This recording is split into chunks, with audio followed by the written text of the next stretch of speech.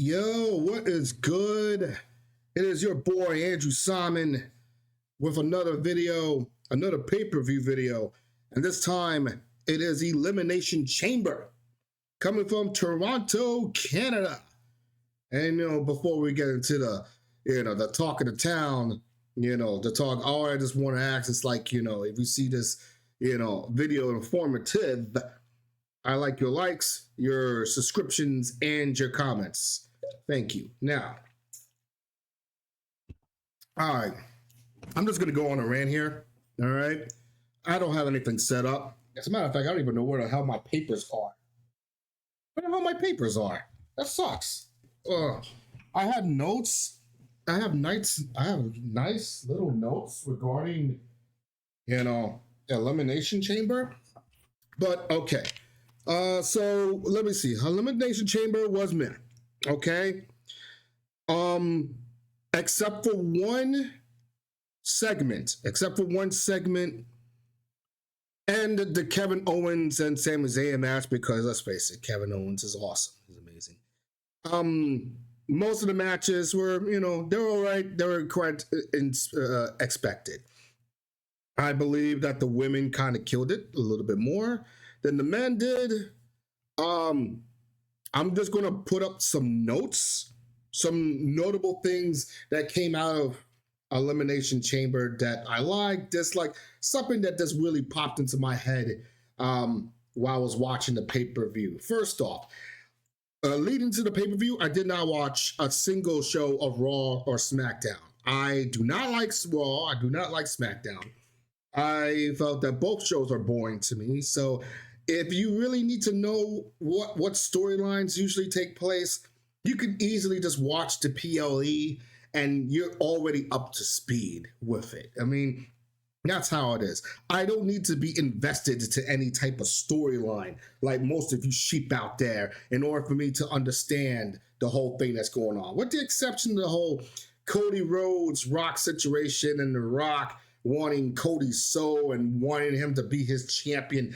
This is some weird shit. I don't know where that came from, but it led to something big, and we'll talk about that in a minute. First off, it took place in Toronto, Canada. Listen, Canadians, we have some great, fantastic Canadian fans out there, and I love and respect all of the Canadian fans out there, and you guys rock, and you guys are freaking awesome. But to those stupid liberal fans who keep on booing the American flag because you're so butthurt about what's going on around here, shut up. Just shut the hell up. We give you the type of respect that you deserve at the Four Nations final at Boston. There were some boos, yeah, but it wasn't the type of miraculous boos that I tend to hear in Montreal and in Toronto. Oh, so now you hate the Americans now, huh? Now you hate the United States now because you're so freaking butthurt about doing your freaking jobs. You guys are disgusting. And I'm not saying all Canadians are, but you mother Canuckers, you guys are absolutely disgusting. Respect the damn flag. And we have to respect your national anthem. You should have the decency to respect our national anthem, all right? So freaking sick and tired of this all bullshit aside. Oh my God, I can't believe it. You screw America, blah, blah, blah. I don't care what your affiliation with whoever's in office. That has nothing to matter with that. It is a sporting event and it's a global event, and you respect the people who will pay good money to be in there to see it. You respect the performers who bust their ass out there, all right? In order to you to watch it in your ridiculous Sky Dome. Seriously. You know what? It's funny. Before, I never gave two shits about Logan Paul or even Pat McAfee.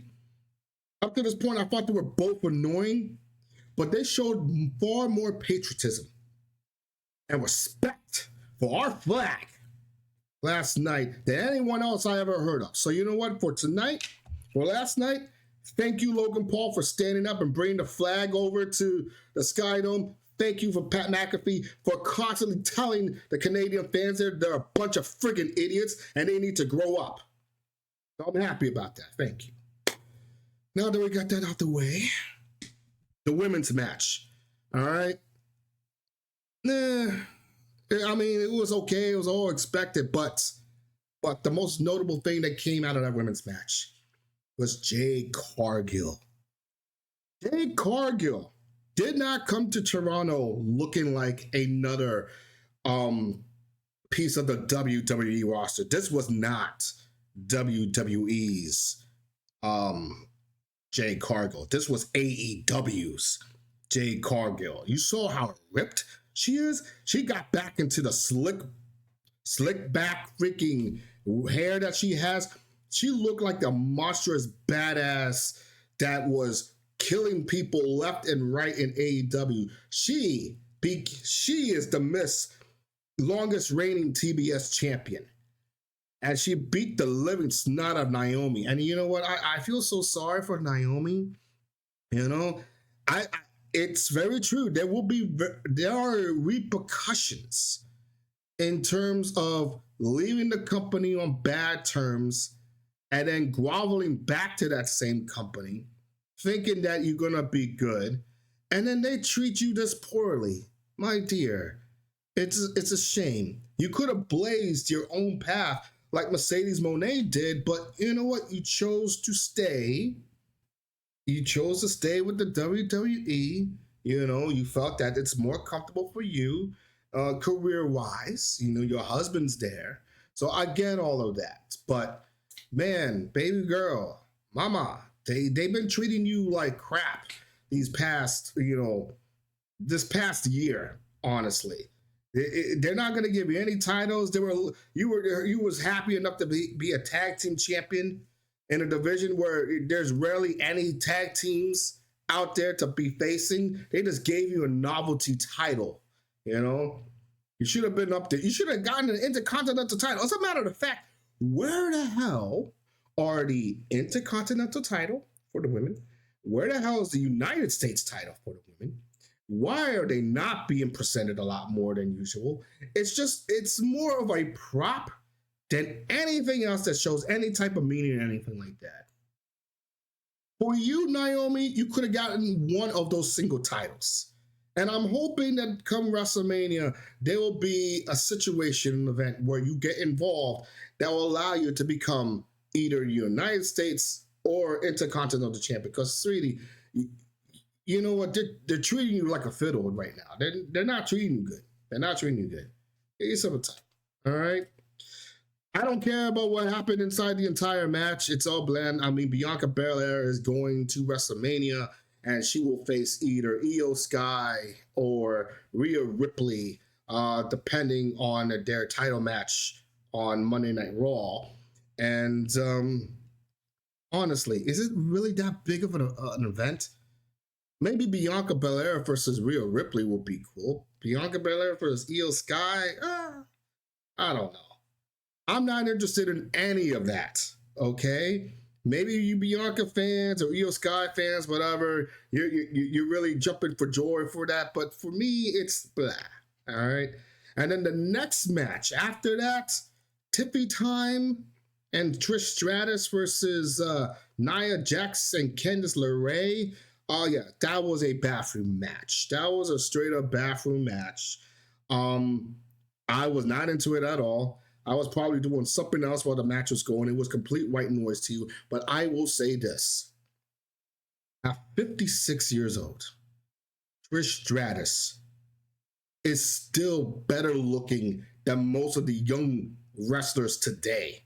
I don't know what she's been doing.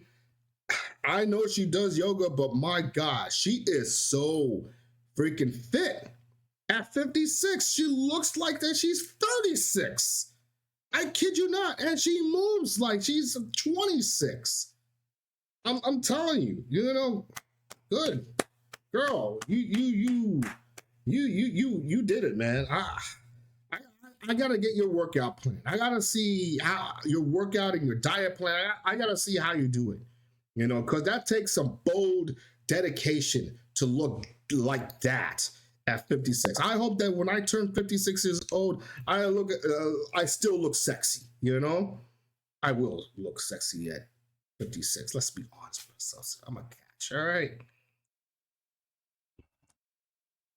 The match of the night for me was once again Sami Zayn, Kevin Owens. I mean, we're in March right now, and so far, by WWE standards, Kevin Owens is in line for Wrestler of the Year. All right. Every time there is a major Kevin Owens match, he always delivers. Sometimes he over delivers. And these guys, they put on a clinic with their non-sanctioned match, which, by the way, stop calling it non-sanctioned, all right? You don't know what non-sanctioned means, okay? It's an Extreme Rules match, all right? Or no disqualification match. I'll just leave it at that. You save the blackout matches for AEW because those guys bleed in buckets, okay? You guys are not bleeding in buckets. You guys are hurt. Your backs, your necks are hurt, especially with Kevin Owens with his back onto the steel chair with barbed wire and the power bombs and all that stuff. I mean, it was a brutal match. Don't get me started here. But no, you're not calling it a non-sanctioned match, okay? It was definitely 100% sanctioned. All right, let's just be real here. All right, and then we come into the finale, which is the Elimination Chamber match. Once again, thank you, Logan Paul, for bringing the American flag over to Canada. All right, I will deserve it. Okay, I never seen so many mother Canuckers boo our flag since Bret Hart decides I'm gonna be a heel in the United States, but be a over baby face in Canada. Remember that year when that happens? Oh man, which was very innovative. I love that, by the way. I don't know what's happening with CM Punk now. I would assume that CM Punk is still going to get his WrestleMania main event, right? I mean, that was the sole reason why he came groveling back to Triple H's teeth, right? I mean, you single-handedly try to dismantle AEW from within just so you can tell Triple H, see what I did over there? I told you I was loyal to the E. Please, please, Triple H, give me a WrestleMania main event. Doesn't seem to be happening. As a matter of, oh my God, this is the most funniest thing of it after all. CM Punk got snubbed out of the main event by none other than John Cena, an aging old man who is in his last year of competing in wrestling. So an old man is going to be headlining WrestleMania. And you're not, Phil? You not. The voice of the voiceless? Huh? Corporate muncher Phil? Come on, man. Serves you right, dickhead. Way you treated all these people in AEW and you come out here acting so high and mighty like your shit don't stink. Screw you. All right? Seriously, screw you. So I'm so happy that you did not get the WrestleMania main event spot you sure enjoy. But you know what? We'll have to wait and see how things play out, you know? Knowing Triple H, he'll figure out a way to make sure CM Punk can get night one, I guess. Watch CM Punk versus Logan Paul. That's going to be so hilarious. But let's really talk about the elephant in the room, and the reason why we are having this video today is what happened after John Cena won the Elimination Chamber match. Of course, he was full of joy, and everyone loved John Cena. The kids were happy. Everyone is happy. His bald spot is very happy. I mean, thank God for John Cena, right? And then Cody Rhodes decided to just join right in, right? Coming out with his American Nightmare because, you know, he has a decision to make. Apparently, he has a decision to side with The Rock and have The Rock take his soul, his balls, and, you know, whatever discriminatory thing that he wants out of him, you know. and he wants an answer. So Cody Rhodes got into the ring, and it was a great moment. Him and John Cena. John Cena so happy to see him. He was happy to see John Cena.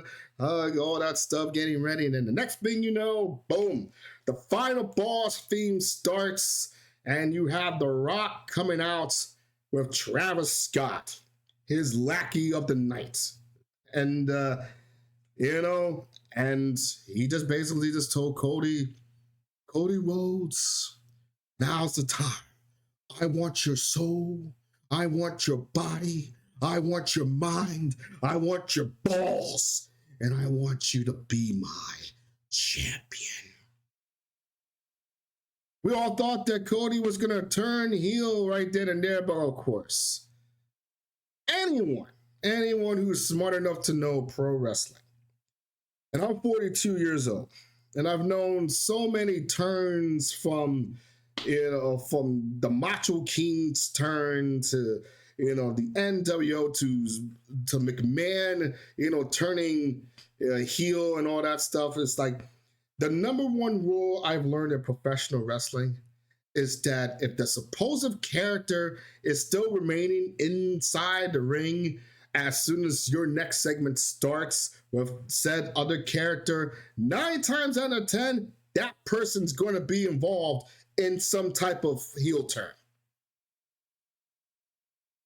So when Cody just basically decided, no, I will not sell you my soul because the people, the fans have my soul, my life, my blood every time I step into this ring. And he basically told The Rock, go fuck yourself. And, I may get demonetized for that, but here's the thing. I've noticed a trend when it comes to these WWE seasons around here.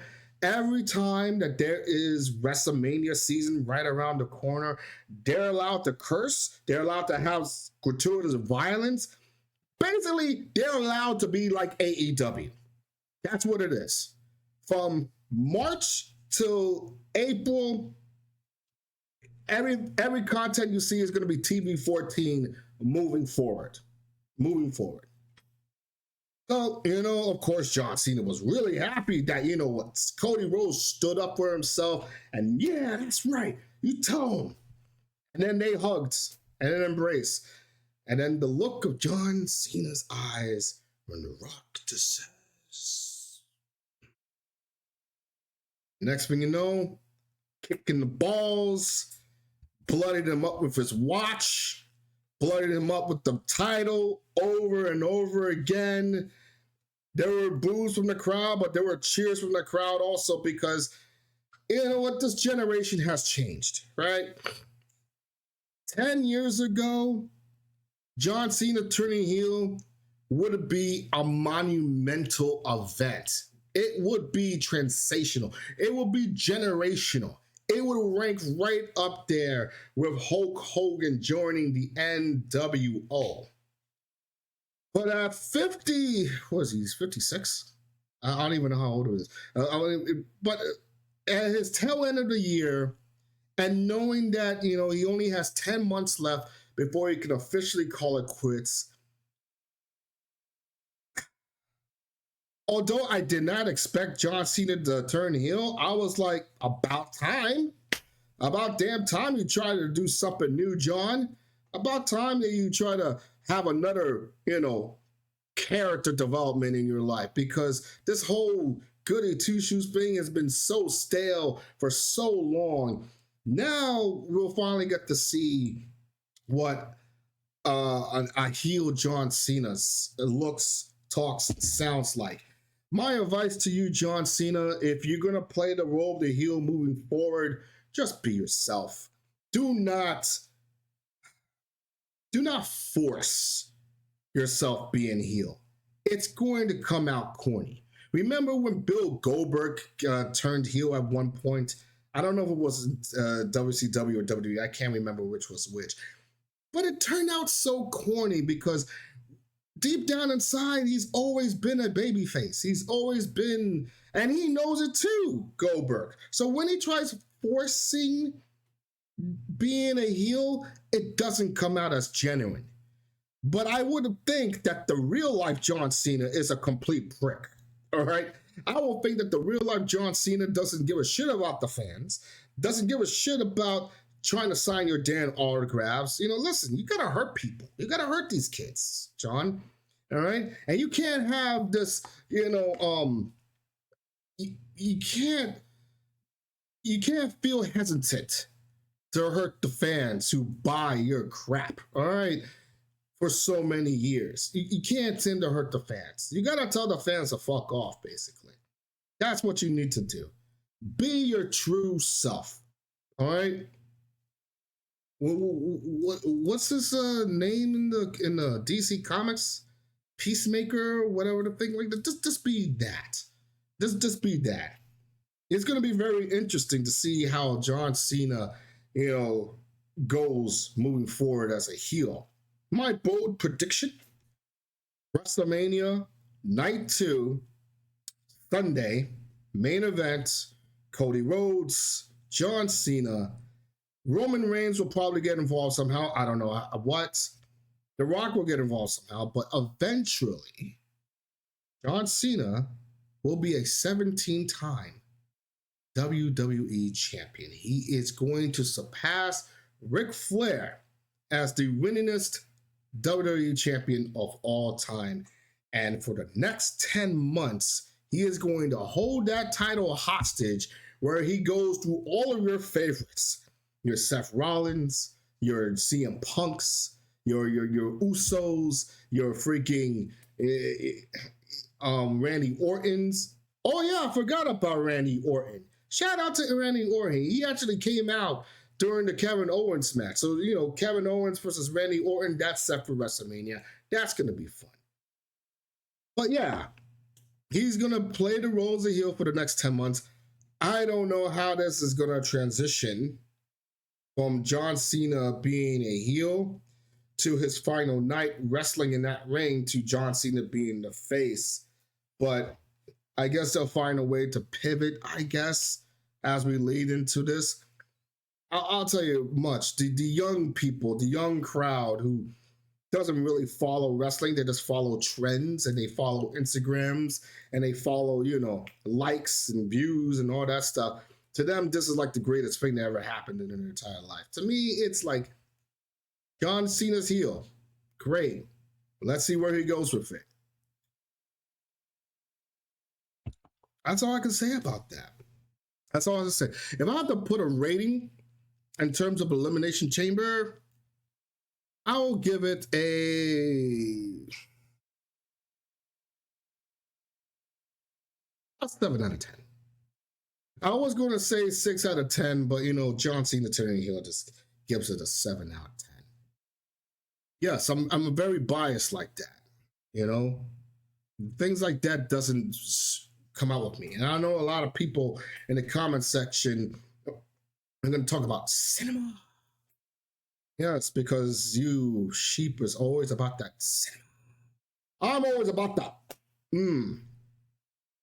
beating up people. I'm more about beating up people and how much you beat up people and how much they can take the beating. But you guys are like that. So enjoy your cinema on this road to WrestleMania. And as I said, if you like this video, give me a like, subscribe, blah, blah, blah, all that stuff. It's all good. All right. Until next time, this is Andrew Salmon saying, see ya.